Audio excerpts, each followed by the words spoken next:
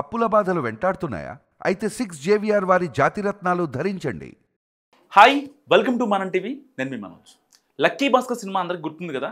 అందులో జరిగే మోసం కూడా అందరూ తెలిసే ఉంటుంది. సరిగ్గా అదే స్టైల్లో భారీ స్కామ్లు వెలుగు చూశాయి. చాలామంది డబ్బును బ్యాంక్లో దాచుకుంటే చాలా సేఫ్ అని అనుకుంటారు. కానీ సిబ్బంది చేతి వాటం వల్ల బ్యాంకుల వైపు ఇప్పుడు అనుమానంగా చూడాల్సిన పరిస్థితి ప్రజల్లో నెలకొంది. ఆ పని ఈ పని చేసుకుని పైసా కూడబెట్టుకుంటే గద్దలు వచ్చి ఎగరేసుకుని పోయినట్లుంది ప్రస్తుతం పరిస్థితి. సో దేశ ఆర్థిక వ్యవస్థకు వెన్నుముకగా నిలిచే బ్యాంకింగ్ రంగం ఇప్పుడు అంతర్గత మోసాలతో సవాళ్లను ఎదుర్కొంటుంది. హ్యాకర్ల నుంచి తమను తాము కాపాడుకోవడానికి బ్యాంకులకు కఠినమైన భద్రతా వ్యవస్థలు ఉన్నప్పటికీ సొంత ఉద్యోగుల నుంచే వస్తున్న ప్రమాదం ప్రజల నమ్మకాన్ని దెబ్బతీస్తుంది. ప్రజలు ఎంతో కష్టపడి సంపాదించిన డబ్బును బ్యాంకులో పొదుపు చేసుకుంటూ ఉంటారు. అయితే వ్యక్తిగత లాభాల కోసం బ్యాంక్ సిబ్బంది పాల్పడే మోసాలు కస్టమర్లను ఆందోళనకు గురిచేస్తున్నాయి. గత ఏడాది కాలంగా వెలుగులోకి వస్తున్న స్కామ్లు వారిని మరింత టెన్షన్ గురి చేస్తున్నాయి. తాజాగా కాకినాడ జిల్లా తుని మండలం తేటగుంటలోని కెనరా బ్యాంకులో జరిగిన స్కామ్తో 200 మంది ఖాతాదారులు రోడ్డున పడ్డారు.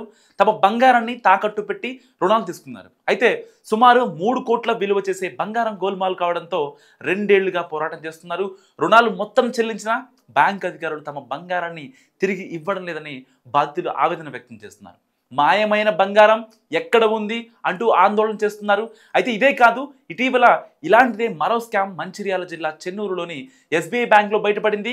కస్టమర్లు లోన్ల కోసం కుదువ పెట్టిన బంగారాన్ని బ్యాంక్ మేనేజర్, క్యాషియర్ కలిసి మాయం చేశారు. మొదట్లో 3-4 కోట్ల ఫ్రాడ్ జరిగి ఉంటుందని భావించారు. ఆ తర్వాత 12,61,00,000 బంగారం, 1,10,00,000 నగదు మాయమైనట్టు తేలింది. సో బ్యాంక్ క్యాషియర్ ఇంత పెద్ద స్కామ్ చేయడంతో బ్యాంకు సిబ్బందిని ఎంతవరకు నమ్మొచ్చన్న ప్రశ్నలు మొదలయ్యాయి. గతంలో పల్నాడు జిల్లాలోని చిలకలూరిపేట, నరసరావుపేటలోని ఐసిఐసిఐ బ్యాంక్ సిబ్బంది చేతిలో చాలామంది లబ్ధిదారులు మోసపోయారు. సో పైసా కూడబెట్టి దాచుకున్న సొమ్ము అకౌంట్లలో లేదని తెలిసి షాక్ అయ్యారు. బ్యాంకులో చేసిన ఫిక్స్డ్ డిపాజిట్ల నుంచి కోట్లలో నగదు కొల్లగొట్టారు. బ్యాంక్ కస్టమర్ల నగదు, గోల్డ్, ఎఫ్డి సొమ్ము కూడా మాయం చేశారు. చాలా మంది డబ్బు, బంగారం బ్యాంకులు దాచుకుంటే చాలా సేఫ్ అని అనుకుంటారు. అయితే ఈ స్కామ్లు చూసి బ్యాంకు సిబ్బంది ఎంతవరకు నమ్మొచ్చని ప్రశ్నిస్తున్నారు ఇప్పుడు కస్టమర్లు. సో అధికారి సిబ్బంది ఇంకా బ్యాంకు నమ్మకాన్ని వమ్ము చేస్తున్నారని చెప్పుకోవచ్చు.